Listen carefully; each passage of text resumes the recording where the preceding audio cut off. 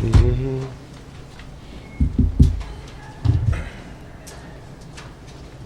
Coach, if you could open with a statement. It's great to be back on the court in the Siegel Center. Thought the crowd was terrific. It was for our first game, I thought our guys did a lot of good things. We obviously have a lot to get better at, long way to go in certain areas, but we've been excited about playing for a long time, and we've been practicing for 6 weeks. So to finally get a chance to get on the floor and let our guys do what they do in front of all the fans was a really good thing. So now, obviously, we're going to turn the page and get ready for a very, very challenging next game. It's got to be good, Shaka, to see come out of the gate and see Javonte and Terrence kind of combining down low to get their big guy in foul trouble real quick and have a real presence underneath. Yeah, I mean, that was one of our points of emphasis, is to establish our front court around the basket.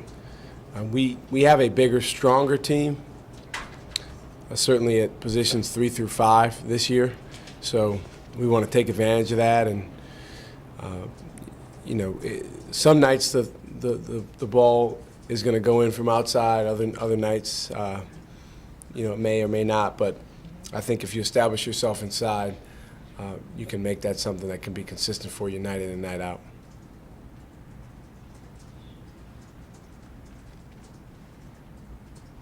Shaka, was there anyone that you thought had an exceptional game tonight? No.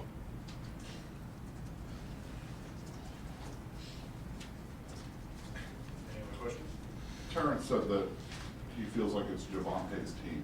Do you feel like it's Javonte's team? I think Javonte's one of our best players. I think he has the ability to be, for stretches, our most dominant player. He can really rebound and score around the basket. I don't know. I mean, we're still figuring that kind of stuff out. I don't think it's going to be one guy's team. Last year was Darius's team. The year before was Brad Burgess's team. I don't really see it that way this year. We have 3 seniors. We have 3 juniors. Those guys have been around college basketball for a long time, with the exception of Terrence, they've been around VCU for a long time. So I would hope that it's those 6 guys' team and that different guys assert themselves. You want a team with as many leaders as possible. You don't want one. One's better than none, but you certainly want as many as you can have. And I think we have a group this year where they can work together on that. You had 6 guys and at least 9 points. Mm-hmm. How much deeper is this team with scoring ability? Than last year? Yeah, or previous years? I think the deepest team we had scoring-wise, Tim, was my first year. We had a lot of guys in that team that could score, and what happened was it's just human nature. Guys started looking at the stat sheet, looking at minutes, looking at who's playing, who's starting, who's scoring. We have to, as a team, be committed to doing what it takes to win. And if you get an open shot and you take it and you can score, that's great. But there's not a guy on our team that's only a scorer. There's not a guy on our team that's only a shooter. So, yes, I think it's a deeper team than the last couple of years scoring-wise, but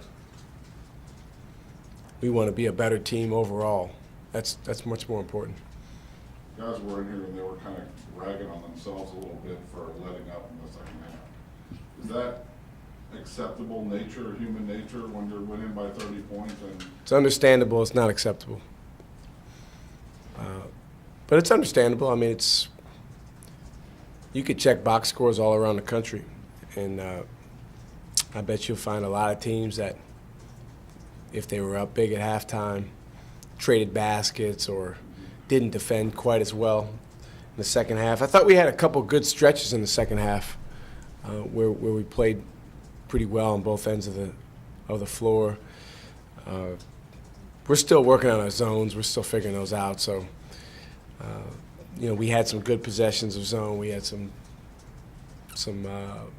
not so good possessions. But, the second half defense wasn't as good as the first half.